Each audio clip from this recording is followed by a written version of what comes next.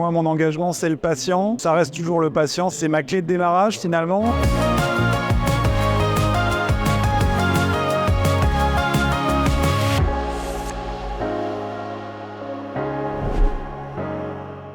Je suis infirmier, j'ai été cadre de santé, cadre supérieur de santé en institut de formation pour les cadres de santé. Et depuis un peu moins d'1 an, je suis maître de conférence sciences infirmières à l'université de Rouen. Et je suis auteur, j'ai écrit un livre sur le raisonnement clinique destiné aux étudiants infirmiers. Et là récemment, je viens de coordonner un ouvrage sur le leadership et l'engagement en santé.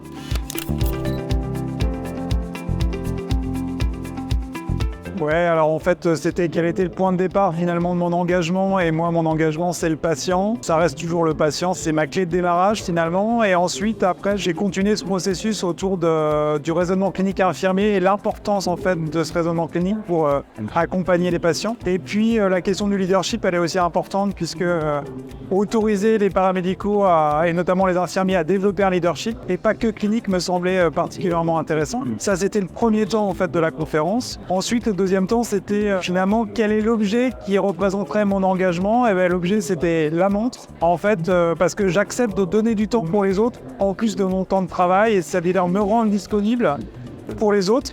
Ça rejoint un peu le concept du slow management, qui est un concept de finalement prendre du temps pour rencontrer les autres vis-à-vis de relations humaines, sortir de son bureau et aller à la rencontre de l'autre pour développer des relations humaines plus durables.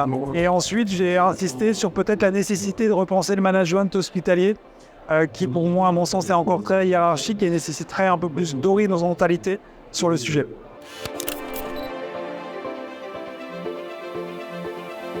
J'associerais finalement engagement et leadership, c'est-à-dire qu'il y a une dimension personnaliste, c'est-à-dire des caractéristiques personnelles, type le charisme, les capacités à communiquer. Il y a une dimension plutôt d'interaction, c'est-à-dire la relation aux autres, de la relation aux autres vers les autres et les autres vers la personne. Il y a une dimension situationnelle, c'est-à-dire comprendre un peu son environnement. Et puis il y a aussi le côté de se maintenir à jour de ses compétences. J'appelle ça la dimension temporo-développementale. C'est-à-dire que ça nécessite de s'auto-former, d'écrire, de poser sa réflexion et d'accepter que les autres puissent lire finalement nos productions et d'être regardés. Et c'est aussi un don de soi, c'est-à-dire accepter finalement, dans le cadre un peu quand même de plaisir, de donner un peu de son temps pour les autres ou pour une cause qui peut être le développement des sciences infirmières par exemple.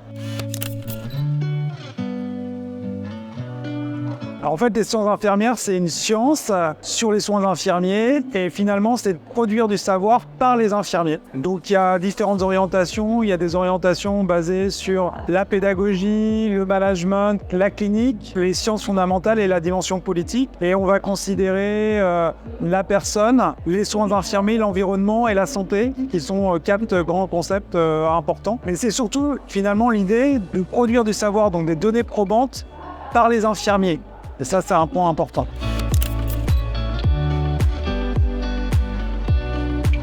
Il me semble qu'aujourd'hui, on a encore du mal à prendre la parole, à accepter finalement de montrer nos compétences. Alors, on a aussi du mal à accepter ou à valoriser les réussites des autres. Ça, je crois que c'est un point aussi sur lequel il faut qu'on travaille tous collectivement, sur le fait d'être fier que l'autre réussit. Les sciences infirmières permettent finalement de montrer qu'on peut arriver à un plus haut niveau universitaire jusqu'au doctorat, et donc que c'est possible, et c'est pas parce qu'on est infirmier qu'on ne peut pas accéder à un niveau doctoral. Et ça permet de structurer la dimension de la recherche, ça permet aussi de mutualiser les compétences et les différentes orientations, comme j'ai parlé tout à l'heure, les 5 orientations, pédagogie, management, clinique, recherche fondamentale et politique, ça offre des panels finalement de recherche qui sont très très intéressantes. Et l'idée aussi, c'est d'amener du nouveau savoir qui sont reconnus par les sciences pour améliorer le système de santé.